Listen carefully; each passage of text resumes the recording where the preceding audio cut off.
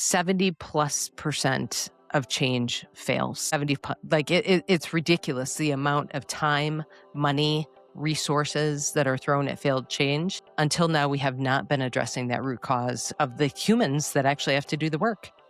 Exactly. Do they have the skills that are needed? Welcome back to the Human ROI Podcast. I'm your host, Elissa Mahendra. I created this space around a simple but often overlooked idea. People aren't separate from ROI in organizations. They're how ROI is created. I've spent more than 20 years in talent, leadership, and organizational transformation. And I'll tell you, I've seen what happens when companies invest in their people the right way and what it costs them when they don't. So on this podcast, we explore leadership, culture, and talent systems and how they either compound your value or erode it over time. You'll hear conversations with leaders, builders, thinkers, and change makers who are shaping the future of work. And we'll share some practical insights that you can apply right away. Because whether you're leading a company or you're building your own career, understanding human ROI is everything. And when you invest wisely, it pays dividends. Welcome back to the Human ROI. Today's guest is Mo Berkner-Boyt, who is the founder of C2IQ, which we're going to dig into in just a moment. Welcome, Mo. It is so good to be here, Lisa. Thank you for having me.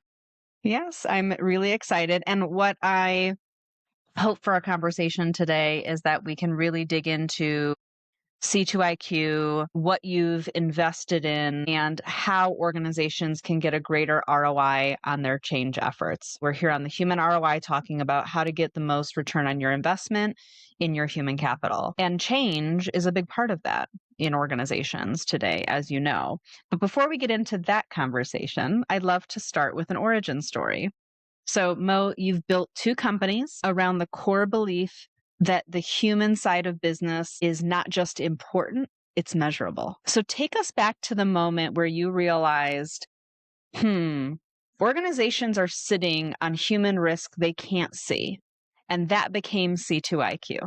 Take us through that journey.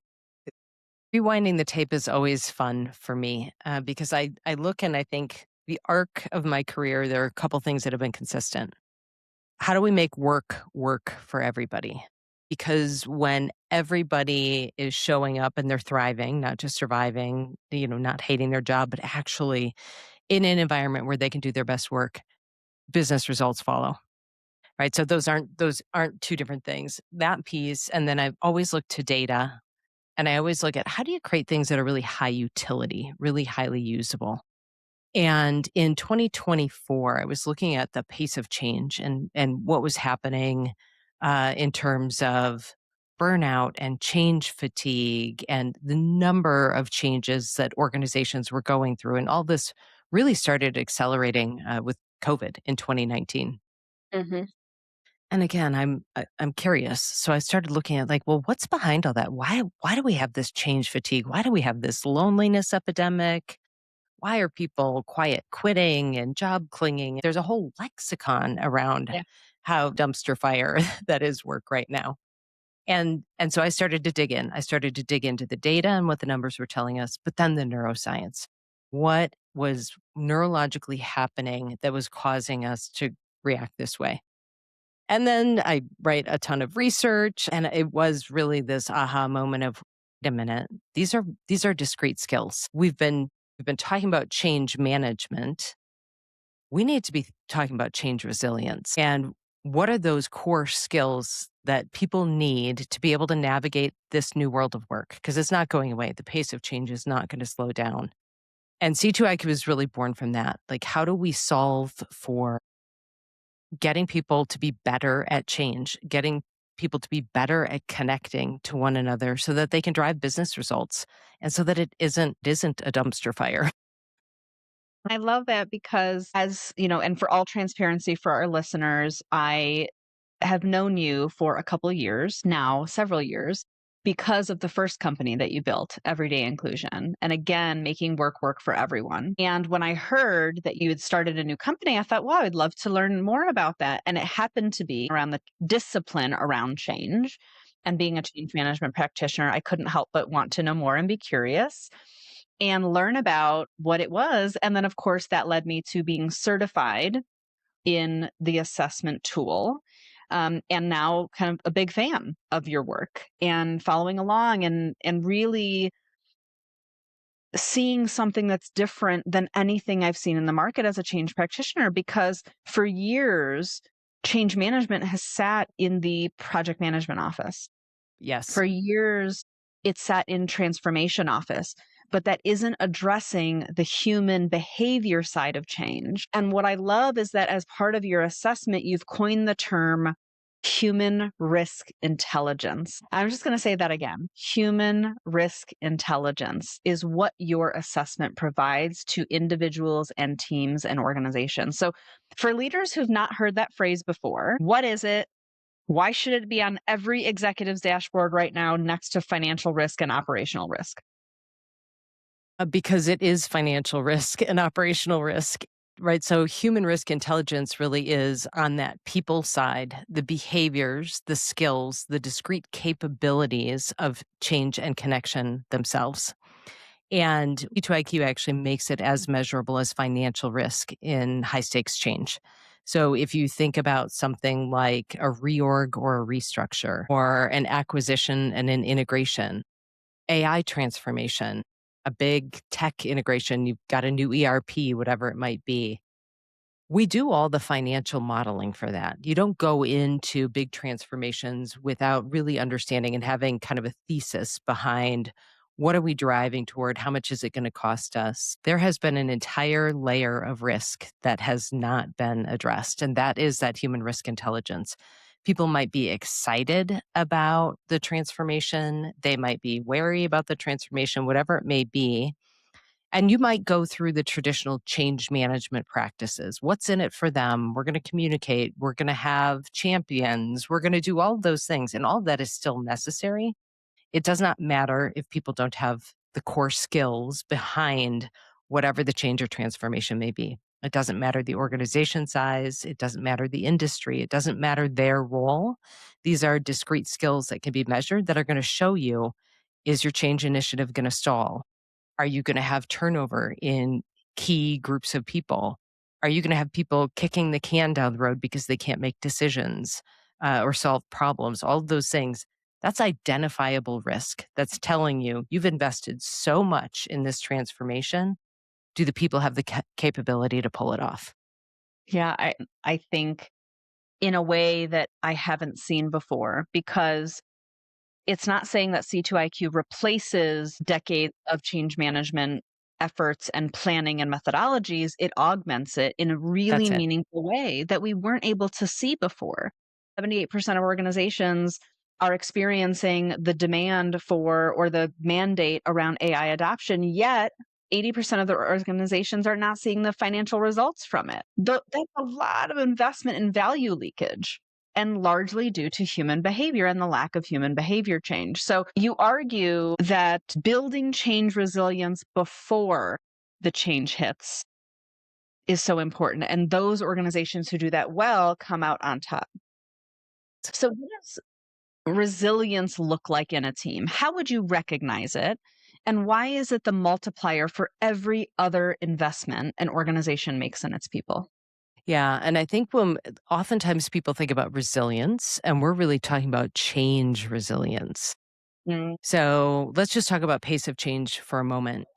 Back in 2018 ish, organizations typically had two planned changes in a year. That's up to 10. Now, I want you to think about what's happening in the world around us and all of the changes that are taking place in the world around us. Our brain actually can't distinguish the difference between business change and change at large in our lives. And so when we think about change resilience, it is, how do we help people to be better at the capabilities of change itself and when you're better at that, it doesn't matter what's happening in the business. Think about some of the most disruptive change for an individual is actually a new team member coming on, right? It changes everything. That's not on the strategic plan anywhere. Or there's a leadership change, or somebody goes out on parental leave, or right, all of these things that we're constantly having to do. And by the way, AI transformation and all the planned things. First, when you as an organization understand the capabilities and then you know how to build those capabilities of change resilience, that's about executing every single thing in your strategy. And when we're talking about execution excellence, that's change resilience builds everything else builds because then you've got the framework for execution excellence. Yeah. Yeah. And that's half of the equation, right? Hmm. Change resilience.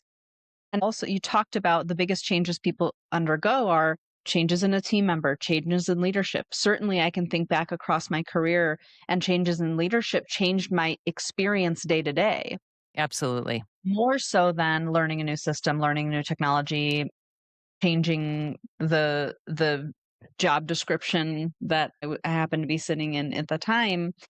And so the other side of it is the human connection that speaks to that. And I think people intuitively understand resilience, but the human connection piece, that's where a lot of leaders underinvest because it's hard to measure historically, but it seems to be the soft stuff. So I want you to share with our listeners why are both required Hmm.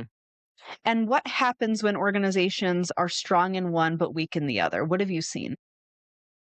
Yeah. So if you think about during any sort of transformation, what needs to happen, right? There needs to be trust that if something is going wrong, somebody's going to speak up, right? That is a part of having psychological safety. Mm, I have to, in a reorg, in a restructure, in whatever whatever it might be, I'm probably working with new people and I'm having to work across different parts of the organization. I need to build rapport, right? We are social animals. In fact, neurologically, we see connection as a survival need. And so when you think about and I don't know how long we are into this conversation, but I haven't wonked on the neuroscience yet, and I just have to for a minute. yes, please. Because what really does happen on the human connection side, it's not soft skills at all. And it is very measurable now. And same thing with change resilience. We crave certainty. And so our brain is doing everything that it can because we crave certainty because we see it again as survival, right? We see change neurologically as a threat. We see a disconnect, the loneliness, everything that we're seeing in workplaces right now, again, as a survival need. What happens? We go into amygdala hijack, collaboration drops, IQ drops, right? We are our brain, we like to think we're these evolved beings. We're still kind of lizards. Our brain is like back to safety, back to safety, back to safety. And so when that human connection piece is missing, right? I'm in survival mode. So kicking people through change, a reorg, a restructure, a new team member, all of that, at our core, we are social beings who need to feel safety, feel trust. And so if you are out of balance on any of those, let's say you've got an organization that's uh, have very high skills in change and resilience. So they have problem solving confidence, they have persistence, they have optimism, and they have all of these skills, but they have no human connection skills or low human connection skills. What you are going to see is people that are moving through change quickly, but they're not being honest when things are going wrong. You've got a very high risk of turnover because if I don't feel like I belong, guess what? The same neurological pathways fire as if I'm getting in physical pain, right? So I'm not going to stay in that environment. So people might be problem solving like crazy, but when they can't solve that problem or where there's an issue, they're not going to raise it. Like those are sort of the extreme. If you have high connection skills, but no change resilience skills, boy, everyone's going to feel really good and nothing is getting done. Nothing is getting done. Things are getting kicked up.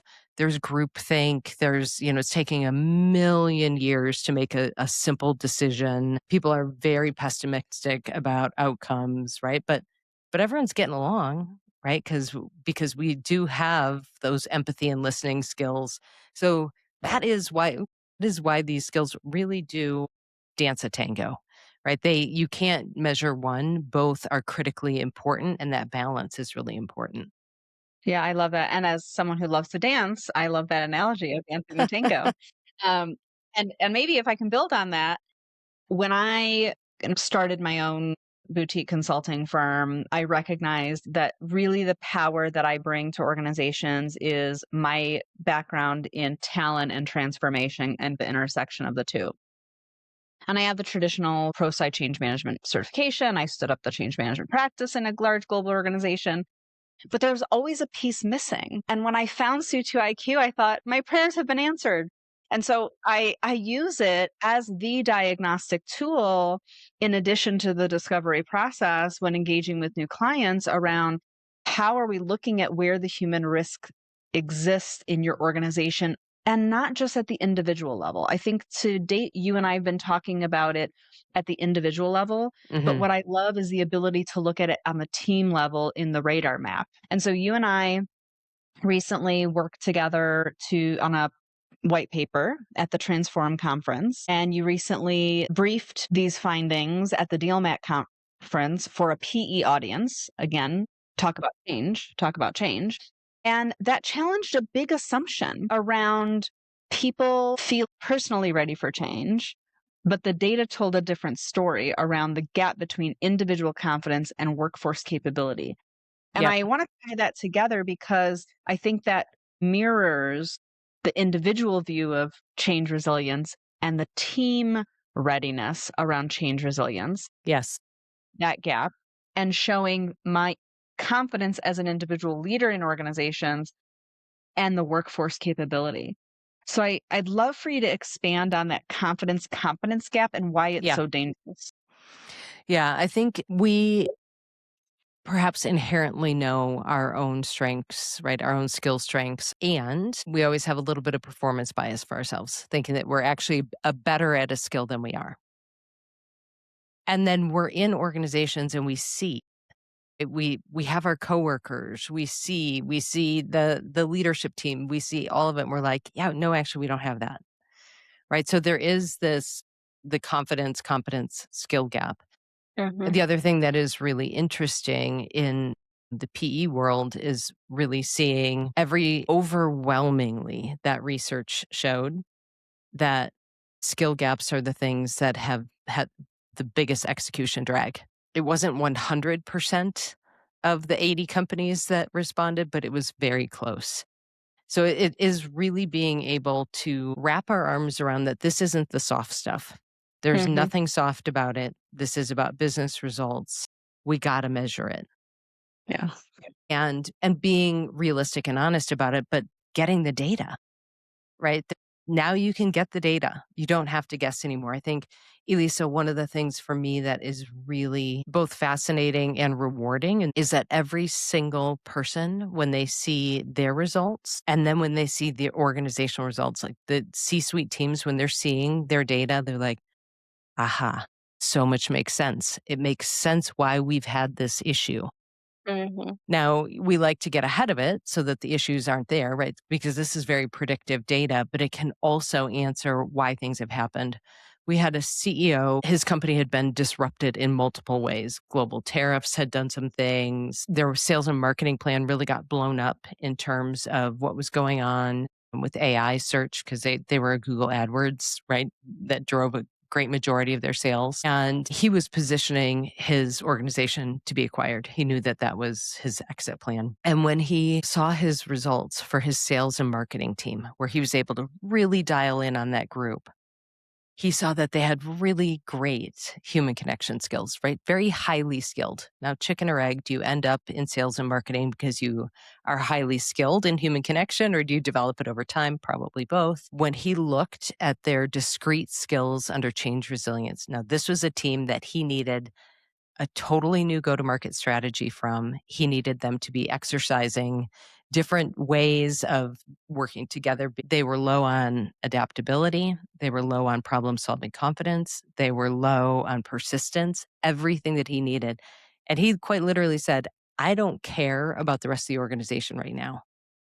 Our sales have flatlined. I need this team. And so they were very targeted in terms of the training, the coaching, the support that that sales and marketing team is getting, continuing to get to build those skills. Cause I think that's the other thing that's great about this. It's like any skill, you can get better at these, right? They're not static. And if I could add, because I love that example, and partly why I really loved seeing the radar map, because it's a great way to see the aggregate results. It's interesting, if you do your Myers Briggs or your Strengths Finders or things that tell you about yourself, but the team assessment, the team diagnostic is really kind of where the value is, because so many organizations are leaking value in change initiatives because Yes. this is the unseen. This is the Yep. undiagnosed and anecdotal at best. All right, let's take a quick pause here. Because if you're listening to this and thinking, I'm dealing with something just like this, you're probably not alone. Behind the scenes, I'm having tons of conversations with leaders navigating this right now. So I'd love to connect on LinkedIn. Tell me what resonated. Tell me what challenged you. Tell us what you want us to dig into next. I'm always open to conversation. All right, let's get back to it. One of the observations I made as we were looking at some of the data in the one example that we looked at, even within individual contributors and managers, that slice of how are our managers showing up versus our individual contributors as it relates to human connection. And Yes. really, really interesting information. How are organizations looking at that aggregate result Yes. and being able to diagnose where there's value leakage? And I love that you called that out, because one of the things that you can do with C2IQ is you can actually have custom data sorts, right? So you can look if what's important to you, if you're thinking about either where you're seeing a team or a part of the organization not produce results, right? You want to get to that root cause, doing some data sort that way. And then there's always a role sort. So executives, managers, and individuals. And you absolutely want to dig in on that. We had another tech organization that they knew that they had to embed AI in their product. They just had to. You can't be a tech company these days and not have some sort of AI capabilities in your product. And they took C2IQ. And when they were looking at their diagnostics and they were pulling out their management team, now think about in any change and literally just in day to day work, frontline managers carry the weight of the world, right? Hmm. It is on teams that work gets done. And those managers were so at risk of burnout, of quitting, looking at their skills. They did not have the capabilities that were needed for the extreme pivot that this organization needed to take. And again, long-term investment in these people. So it wasn't like, we're just going to get a whole group of managers. It's like, no, we're going to get them the resources, the support, the training, the coaching that they need to get better at this, Yeah. because we have to pivot or we won't be in business. And it really was being able to look and diagnose. So sometimes, like in the first company we talked about, right, that was about a function, right? The sales and marketing team and what they needed because of what was happening in the organization. Same thing with this. It was about the management layer Yeah. versus particular departments. It's like this key group of people is really important to us.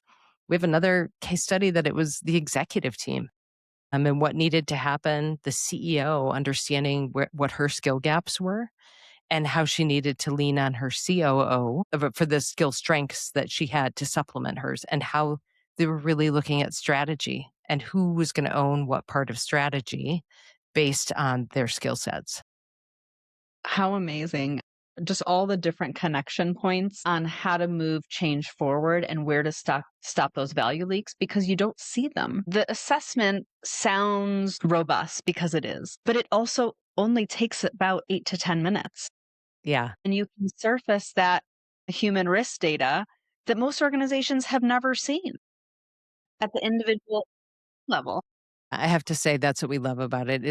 Right, there's a kind of a simple powerful elegance to it. In 8 to 10 minutes, as long as you have 5 people or more that have taken the assessment, because there's anonymity, those data dashboards start to populate. I mean, literally in 2 weeks, 3 weeks, maybe, if you keep the assessment open that long, you suddenly have this reporting that is predictive of where things could go wrong, what the organizational risks are for each skill gap, right? And then the ability to be really targeted, right? Not a peanut butter spread of we took a sentiment, right? We did a pulse survey. That's sentiment, not skills, right? These are the discrete skills that are necessary.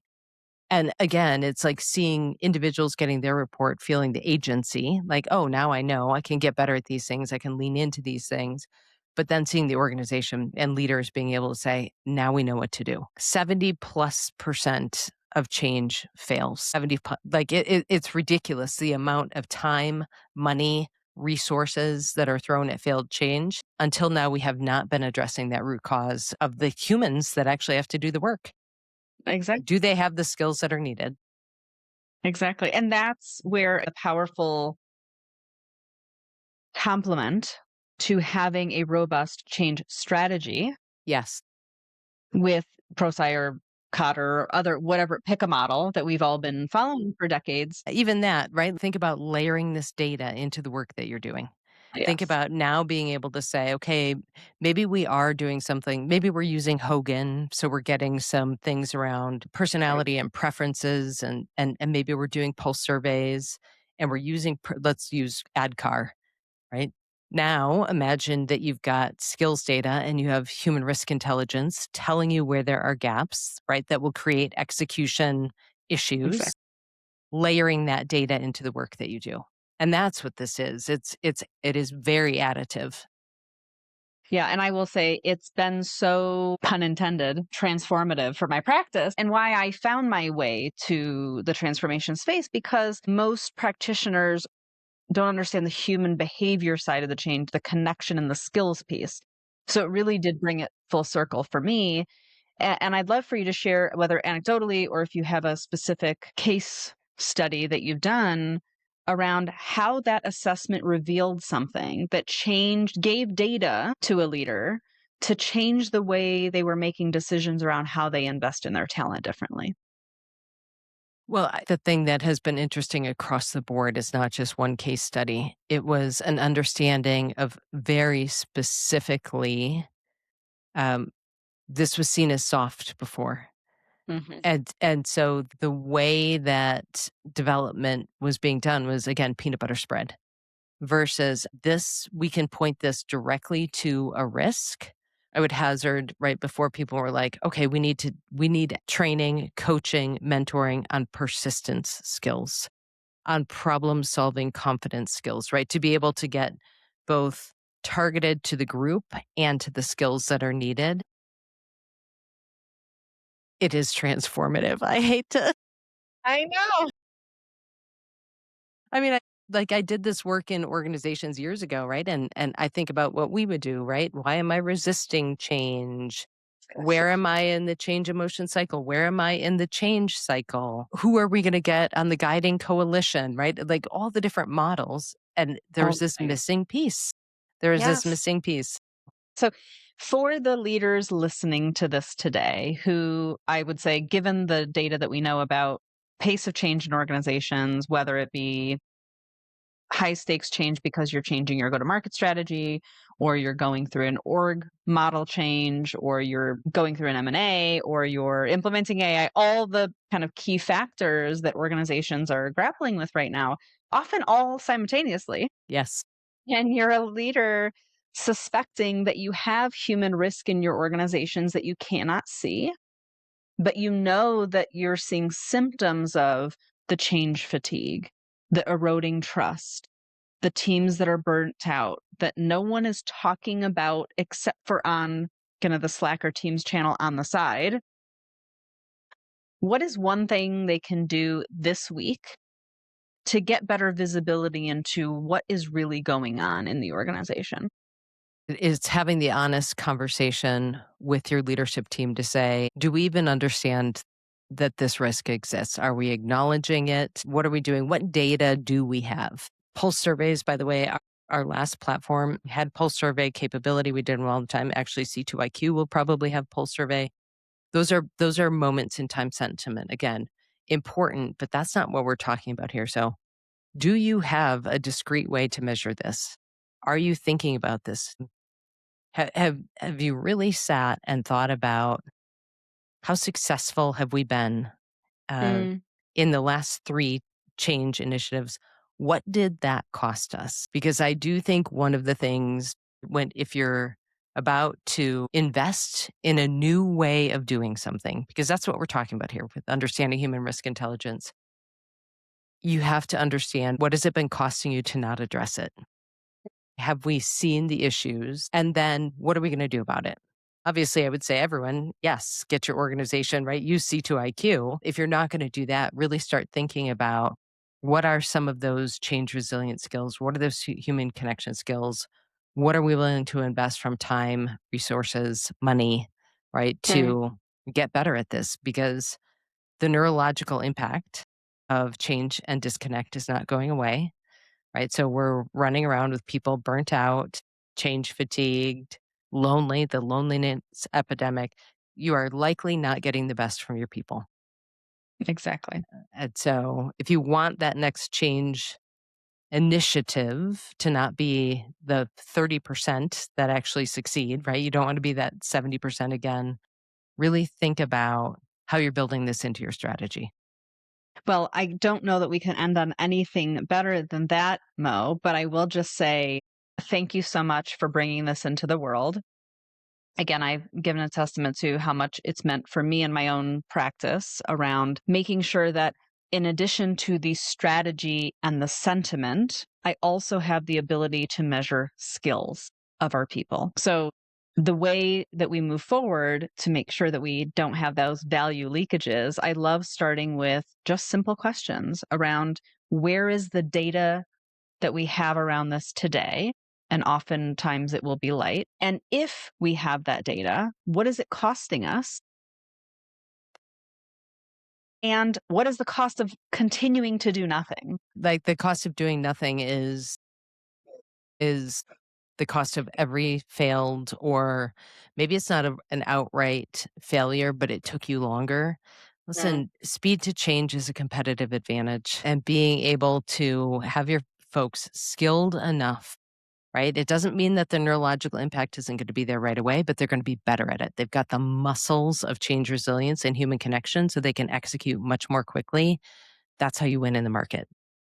Absolutely. The change fails not because you didn't turn the thing on or implement the project. That is a milestone. That does not mean success. And Right. so, how are you measuring the sustainment of that?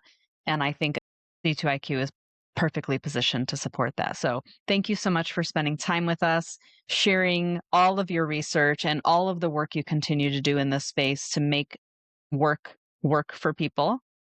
And I will include some of this information in the show notes for listeners if they'd love to follow along and see what you're up to. Elisa, thank you so much for having me. This is a great conversation. I really appreciate you hosting this podcast and talking about the human ROI. So necessary. Thank you. Yeah. And I look forward to continuing the conversation. Thank you so much for investing your time with us here on the Human ROI podcast. If this episode gave you a new perspective, something to take back into your work, I'd love for you to subscribe, leave a review, or share it with someone in your network. Because this show doesn't grow by the algorithm.